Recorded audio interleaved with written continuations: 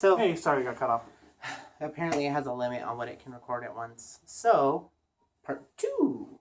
What were we talking about? We were ranting. No, I was talking about, some people born of a darker caliber. Luna. How I respect them, but then it went into people. Hi. Excuse me. People born of a darker caliber. And I completely agree. Some people just aren't, it's not suited for them. Which went into what he was saying. You get whatever it is out of whatever you're believing or practicing. Mm-hmm. With me, the whole love everyone, be one with everyone. I think people are kind of pricks a lot of the time, and I don't want to be one with them. Kind of like, but I agree with them still. The Luna sisters, not people. But anyways, left-hand path isn't just Satanism or Luciferianism, and then within that, it can be subcategories and so much shit.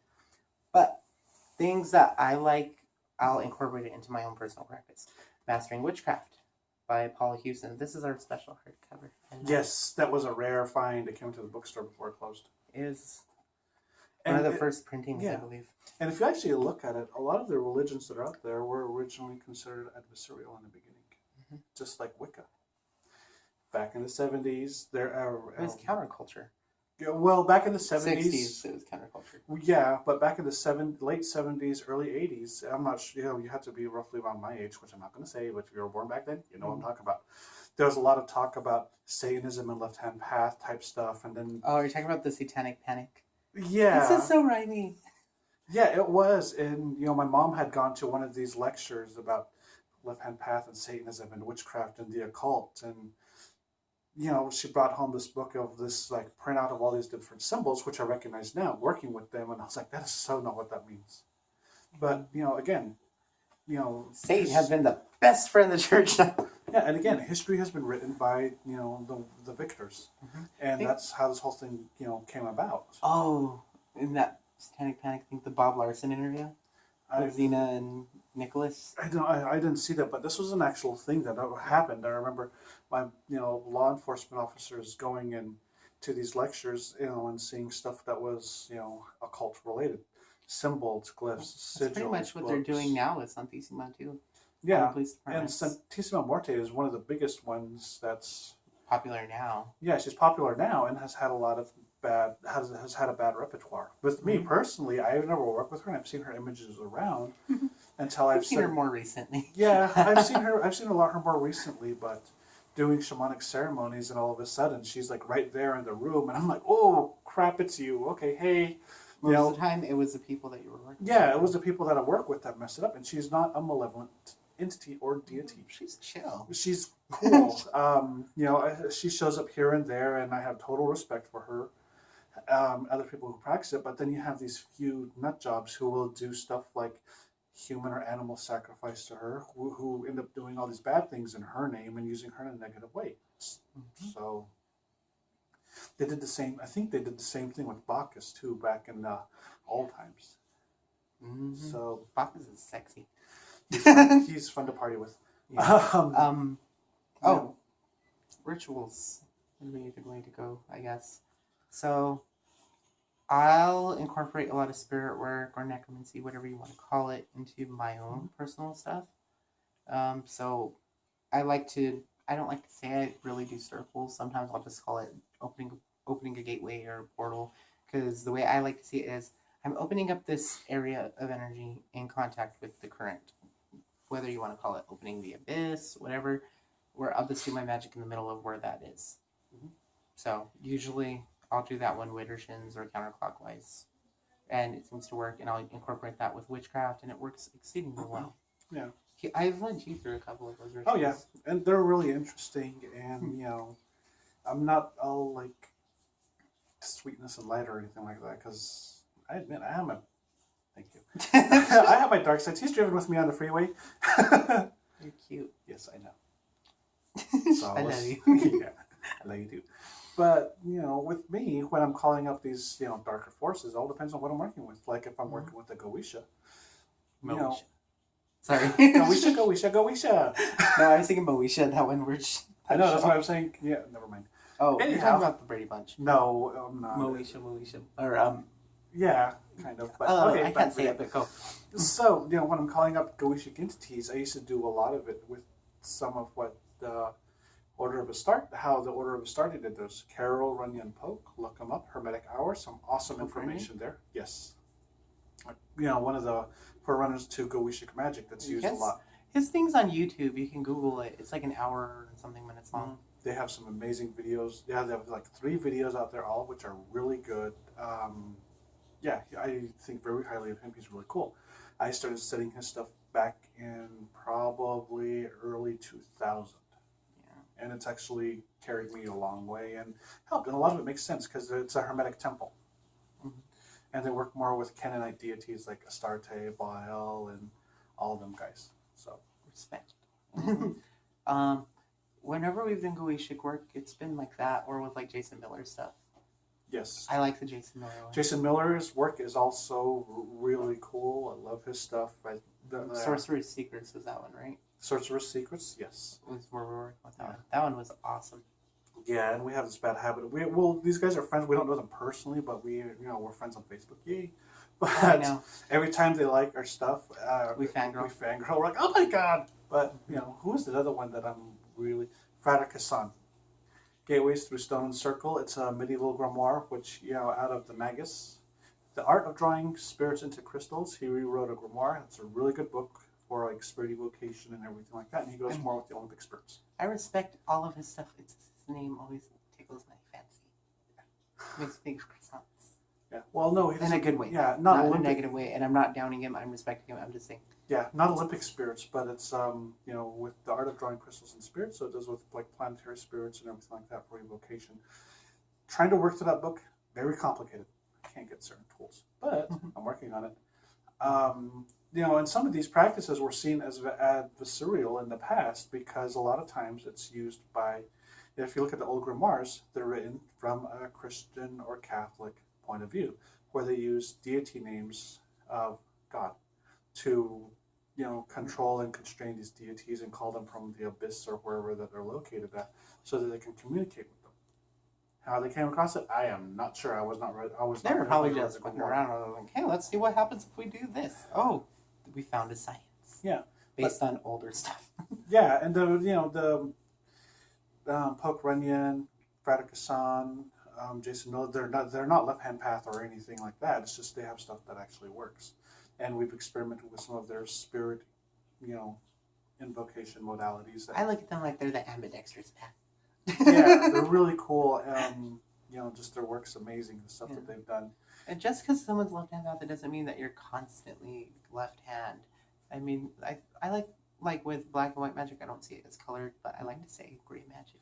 Yeah, and if somebody who's practicing like left hand path, my bad, left hand path type magic, they're not all necessarily going to be walking around wearing jet black clothes and silver jewelry and their hair dyed black. I mean, I like to wear black because it makes me look thinner.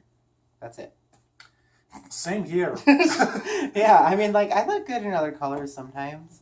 But, I mean, I just like black because I look thinner. And it usually matches my work clothes. Yes, so. and it's slimming. Yeah, it makes you look pretty. Mm-hmm. And black is also a very protective color because if somebody's chasing after you, you can hide in that shit. Mm-hmm. Oh, but rituals. So a lot of people are going to have their own rituals. I know that if you look up I think it's under the Devil's Mass on June 6, 2006, where the Church of Satan with Peter H. Gilmore and Zemeckis ran the whole ritual, which is basically a lot of the rituals throughout the Stack Bible combined into one. But a lot of the time, it's very adaptable.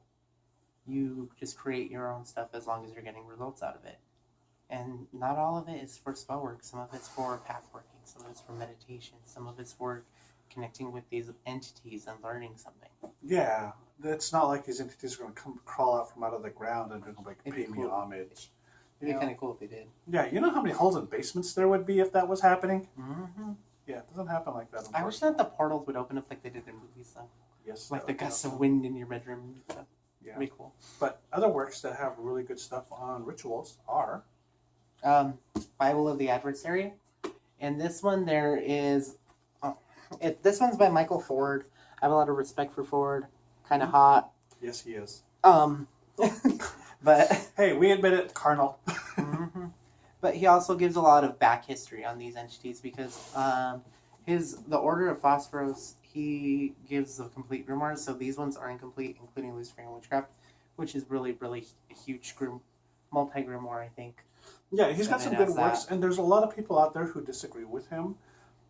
And you got to read the complaints too. And you got to take the good with the bad, no matter who you're working with too. But another thing, sorry. I was say not one person's going to fulfill everyone's needs. It's just like not everyone can like our videos.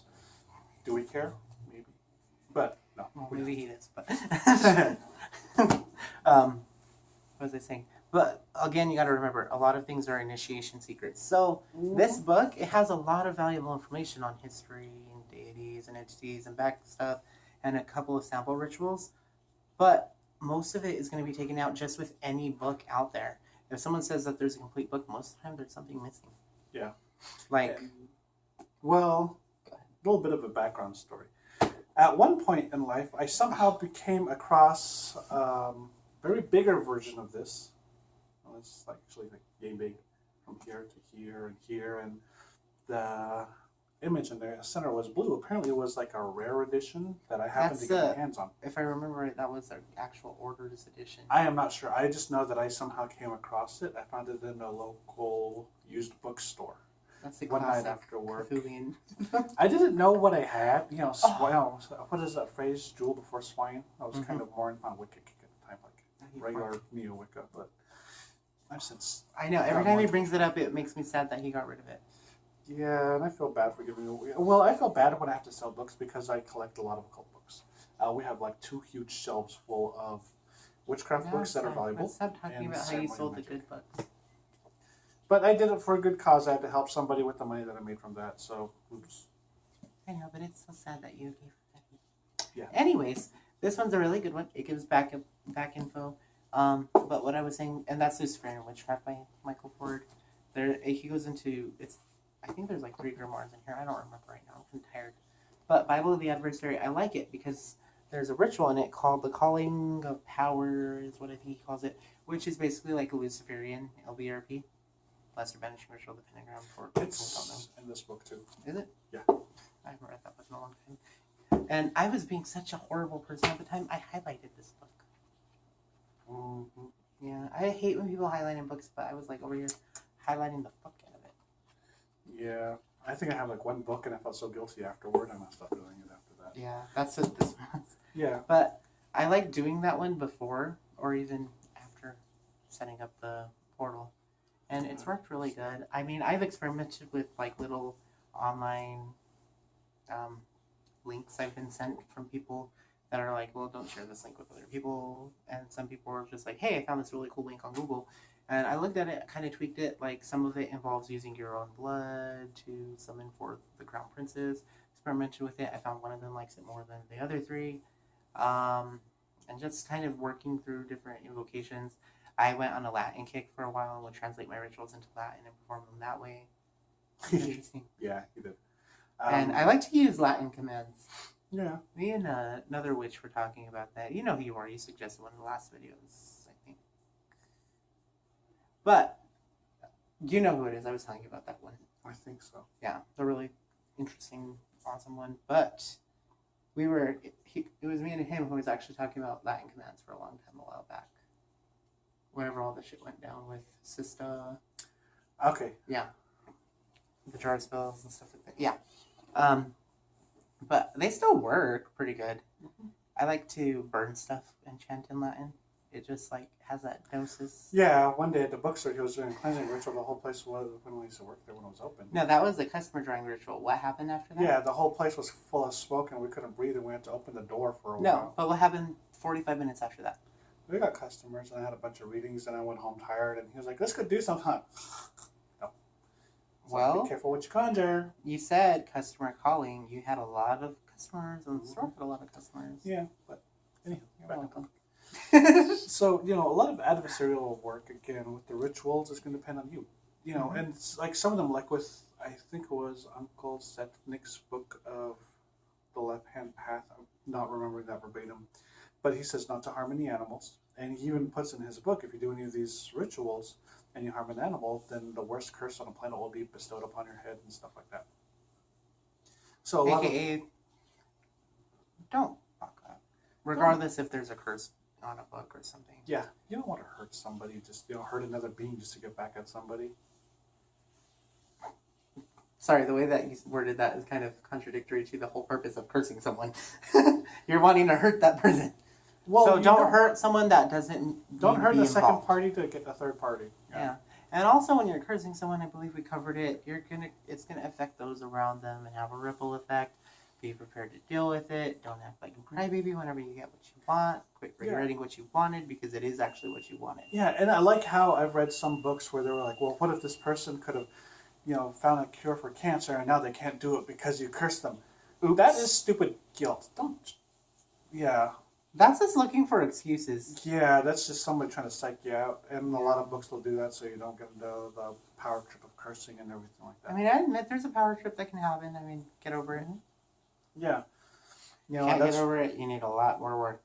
Yeah, and that's getting over the ego. Yeah, you're a badass witch or magician or whatever you want to call yourself. There's always going to be someone bigger. Yep. Which we've both experienced. Mm-hmm. And I've seen other people experience it too. And you're like, seasoned, rounded magicians, and they're like, oh my god, I can't go around this person because they're cursing me and hexing me and stuff like that. And it's just like, that if you're that scared, that proves where you see yourself in the grand scheme of things. Mm-hmm. I always like to think I'm going to fight until I can. And then after I'm dead, I'm going to fight some more. Yeah. So, if you get pushed over to the other side, then guess what? You have a advantage. Yeah, pretty much. So, but, But death spells, I don't really, I mean, I see their validity, but I'm not constantly wanting people to die. Yeah, me either. I'm just like, not worth my time. Yeah, in all honesty, with me, it's just like, if somebody gets on my nerves or pisses me off, I'm like, I just don't care about them enough to curse them because that means I'd be focused on them, and that means I gotta take time out of my day, and this person's actually bugging me enough to the point where I am thinking about them constantly. And then the problem is not them, the problem is me because I've become obsessed with this person. No one is worth that, and I'm just like, I don't care. Hell, I barely remember half the people I've met in general. Oh, I know that. Yeah. With myself, too. But that's how that goes. Yeah. But there's always that person that's going to make an impact. No use beating yourself up. With me, the way that I get over it is I'll release that energy back to them since they've inspired it within me. Yeah. That's where that passion from vengeance as opposed, or passion from hate as opposed to love comes in. Mm-hmm. But I think it's time to call it an evening. Okay. So, thank you everybody for watching. If you have any questions, email us or comment below. totembroom@gmail.com. If you have questions on products, again, shameless promoting. totembroom@gmail.com. However, if you have suggestions, you can email us there. If you have comments, leave them below. If you hate it, go on with your life. You can unclick this video. You can leave this video, go somewhere else. However, we are not accepting Facebook friends. For anyone who's curious, if you look us up on Facebook, we're not going to accept it. If you send us a message request, most likely not going to accept it. Yes, contact us through email. Yes. We are both too busy and... Ain't nobody got time for that. Yeah. So, good night, everybody. Bright blessings. Again, these are just our opinions, so don't take offense if you... I love you. I know, I gotta do it. I know. It's not our intention. Oh, God. Say intention one more time. Intention. Good night. So, we'll see you guys next Mr. time. Brady. Hopefully, we'll do another video in the next week or so. And if you have any topics you want us to cover, whether it's involving adversarial current, LHP, or even right-hand path stuff, whatever. Put it in a comment, the question, or anything like that. Have a blessed Yule. Yes, blessed Yule. Dark blessings for the dark half of the year. Mm-hmm. See, it's still kind of... Sweetness and light for all of you guys that follow it. Yes, I had to throw that in there. Balance and harmony is how nature works. Oh, God. If you guys get a chance, Google... What was that video that your friend just put on your comment? Shit New Age girls say? Yes, look it Those up. are It's freaking awesome. But look it up. So we're gonna. I'm not going to put the link down below. You can just type it into the search bar because I'm lazy. New Age girls. See, that's my sloth. Yeah. I'm not even going to put the link. I'm going to make you guys type it. Yeah, our sloth too is also apparently not pushing the stop button, but I don't. Oh, we also got to thank for the card. Oh yes, let me grab it. Oh yeah, so we're doing shout outs. Yes, we got to do a shout out to one of our dear friends who is we wanted to say thank you, Connie. We loves it. Love the card. It's really cute. It's so pretty. It's so flashy. See, we're not always left-hand path. We can get sweetness and light too. No. We're humans too. We have Remember, the good and we have the bad. according to the Bible, the Lucifer was sexy, but he apparently was evil. But one more thing before Lucifer. Everyone's like, "Oh, I'm gonna cast the curse of Lucifer upon thee." Personally, I don't see Lucifer as like the more vengeful type.